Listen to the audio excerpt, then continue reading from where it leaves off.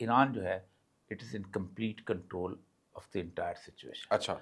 وہ جہاں چاہتا ہے جس وقت چاہتا ہے ان کو مجبور کرتا ہے. دوسرا، ایران کے ساتھ تعلقات بنانے کے لیے، ایران کو ایک میز پہ لانے کے لیے امریکہ کے پاس کوئی بڑا ملک میسر نہیں ہے. روس کو کہنا نہیں چاہتا، چین کو کہنا نہیں چاہتا، اور وہ لائیں گے بھی نہیں. دوسری بات یہ ہے کہ اس نے پاکستان کو کہا ہے. پاکستان کے جس طرح کے تعلقات ایران کے ساتھ رہے ہیں، آج میں خبر پڑھ رہا تھا کہ پاکستان نے یہ کہا ہے ہم آذربائیجان سے گیس لے لیں گے. آپ کو اتنی آزادی نہیں ہے کہ آپ ایران سے گیس لے لیں. تو آذربائیجان تو بہت دور. نہیں، تو آپ مذاکرات کروا رہے ہیں. آپ ایران سے تیل لے لیں، آپ مذاکرات کروا سکتے ہیں. بالکل ایسی.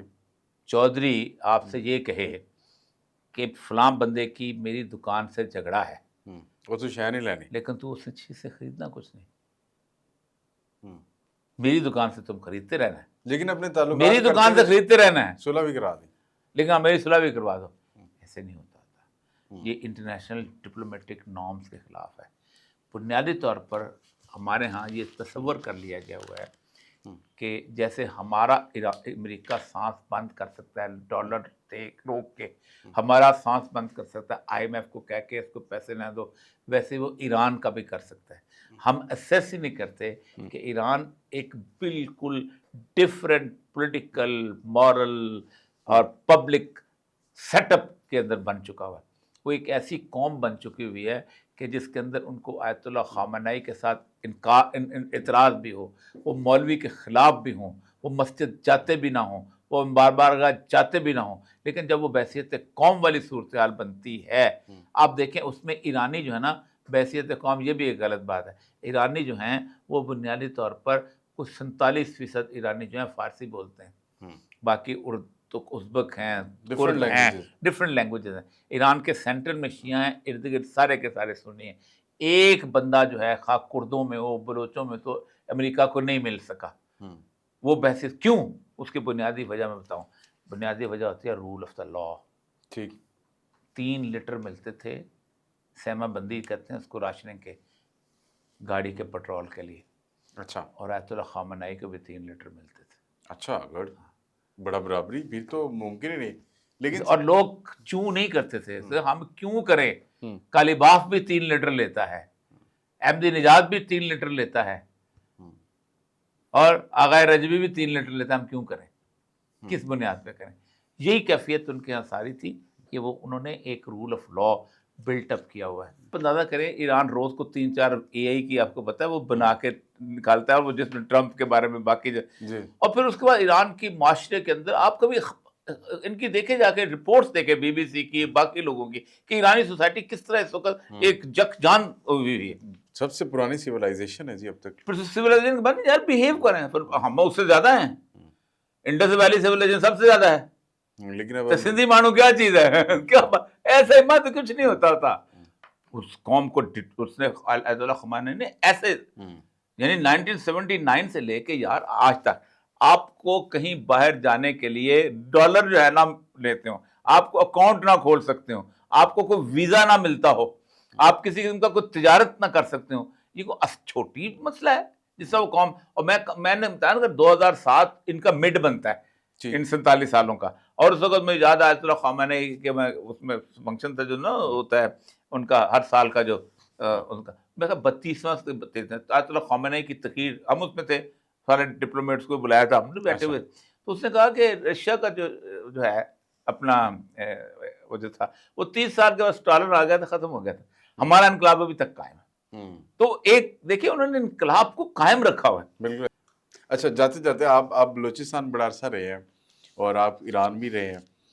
تو جب یہ جنگ شروع ہوئی تو جنگ کے پہلے دن بلکہ دوسرے دن 28 فروری کے بعد لوگوں نے دھڑا دھڑ ایرانی کرنسی خریدنی شروع کر دی. وہ جناب کسی نے 2 کروڑ اکٹھا کر لیا، کسی نے 1 کروڑ کا نوٹ خرید لیا. 8-9 ہزار سے، بلکہ ابھی جو قیمت ہے نا وہ ہے تقریباً 2500 روپے کے، 2100 روپے کے قریب بنتی. 1 کروڑ روپے، 2500 پاکستانی اور 1 کروڑ ایرانی، جہاں پہ 8000 9000 11000 روپے میں ایرانی 1 کروڑ روپے ملنا شروع ہو گیا. اب کل ایک واقعہ ہوا، ایک صاحب نے مجھے بھی کہا تو میں نے ان سے درخواست کی, میں نے کہا آپ اس کو پہلے ایکسچینج پہ جا کے بیچ دیں, اگر وہ خرید لیں تو میں بھی آپ سے خرید لوں. وہ گیا, انہوں نے انکار کر دیا. یہ ہوتا ہے اسمگلرس کا فنومنا.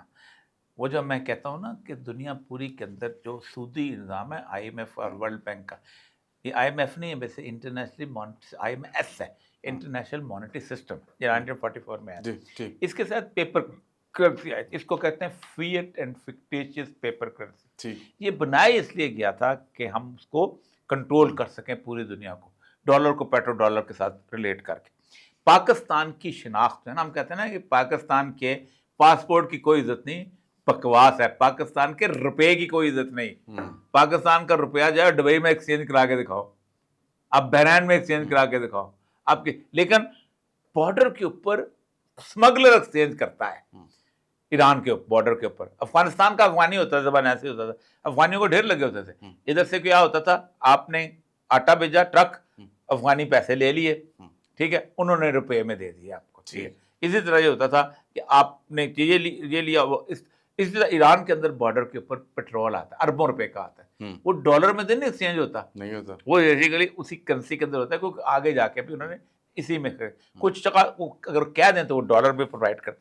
یہ جیسے ہی جنگ شروع ہوتی ہے نا, یہ اسمگلر, کیونکہ بارڈر پورس ہو جاتا ہے, ادھر ادھر ہو جاتا ہے, اسمگلر کی ایش شروع ہو جاتی ہے. اسمگلر پہ کرنسی کا یہ کاروبار شروع کرتا ہے. رسول اکرم نے اسی لیے کہا تھا 6 چیزوں میں تجارت کرو, سونے میں کرو, چاندی میں کرو, کھجور میں کرو, گندم میں کرو, جو میں کرو, اور نمک میں کرو.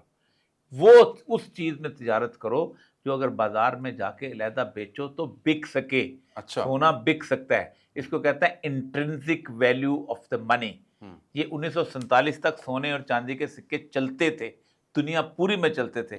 ہم نے اس کو ختم کیا, یہ لے کے انفلیشن, کیونکہ جس دن یہ سونے اور چاندی کے سکے آپ شروع کر دیں گے, آپ کا ایکسچینج ریٹ ختم ہو جائے گا. میرا سکہ بھی سونے کا, فراز کا بھی سونے کا, امریکہ کا بھی سونے کا, انڈیا کا بھی سونے کا, کرنسی ایکسچینجز ختم ہو جائیں گی.